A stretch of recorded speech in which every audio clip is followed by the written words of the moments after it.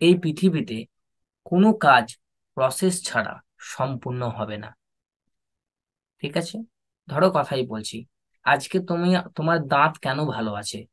তোমরা প্রত্যেক দিন ঘুম থেকে উঠে ব্রাশ করো, করো কি করো না? করো। ঠিক। তা ব্রাশ করার জন্য কি তোমার কোনো মোটিভেশনের দরকার পড়ে? পড়ে যে না আজকে তোকে ব্রাশ করতেই হবে, করতেই হবে, সমস্ত জার্মসকে একবারে ছেঁটিয়ে মেরে ফেল। কোলগেট, কোলগেটের দিব্যি তোর, তোর কোলগেটের দিব্যি এরকম?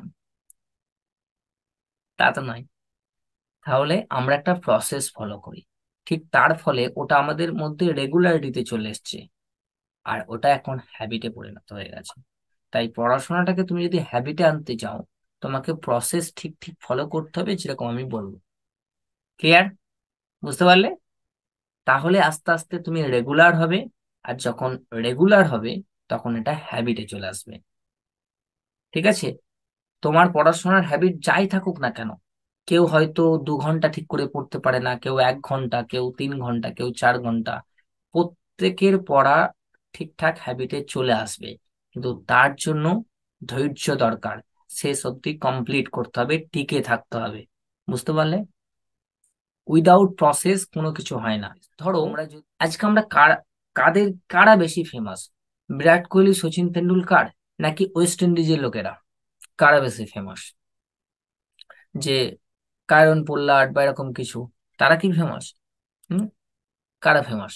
ডেফিনেটলি আমাদের বিরাট কোহলি, এরা, সচিন তেন্ডুলকার, এরা। But why? কিন্তু কেন?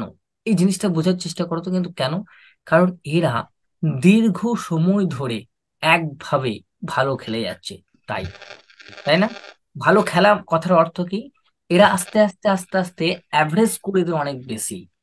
এটা প্রত্যেক ম্যাচেই 30, 40, 50, 60, 70 করেই দেয়। ঠিক কিনা?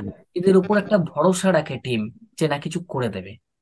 কিন্তু এই ওয়েস্ট ইন্ডিজের প্লেয়ার দেখবে অনেকে, যারা এই বিশ্বকাপে ম্যাচ জেতাচ্ছে তারা পরের বিশ্বকাপে নাই। দেখেছো?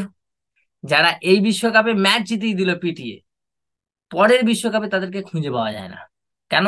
কারণ ওরা 2-4 দিনের প্লেয়ার হয়। একদিন আসবে দমাদম দমাদম, ওদের কে বোলার কে ব্যাটসম্যান কোনো ঠিক নাই, দমাদম দমাদম ফাটিয়ে দিল, তারপরে আর দেখা নাই। তাই না? এইরকম হয়। তাহলে আমাদের বুঝতে হবে যে আমাদের হাইয়েস্ট স্কোরের উপর ডিপেন্ড করে বাঁচা যাবে না, আমাদের অ্যাভারেজ স্কোরকে ফলো করতে হবে। তাহলে এটা পড়াশোনার সঙ্গে কি রিলেটেড? আরে ওটা তো অন্য জিনিস, ওটা তো কম্পাউন্ড ফল। ঠিক আছে? ওটা বেস্ট ধরলে তো হবে না, আসল খেলা তো টেস্ট, 2020 তো নয়। তাই না? বুঝতে পারছো, জীবনে টিকে থাকাটাই মেন খেলা, 2 দিন পিটিয়ে দেওয়া নয়। হুম। বুঝতে পারলে?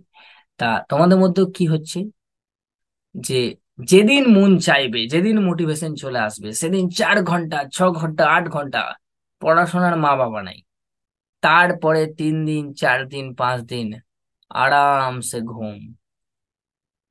তুমি একদিন কষ্ট করে 6 ঘন্টা পড়বে, তারপর 6 দিন বসে বসে ভাববে পড়েছি 6 ঘন্টা একদিন। এইভাবে চলে যাবে তোমার টাইম। এইটাই জেনারেলি হয়। কোনো কোনো দিন অনেক পড়ে ফেলো, তারপরে অনেক দিন তোমার বইয়ের সঙ্গে আর কোনো সম্পর্ক থাকে না। তাই তো? বুঝতে পারলে?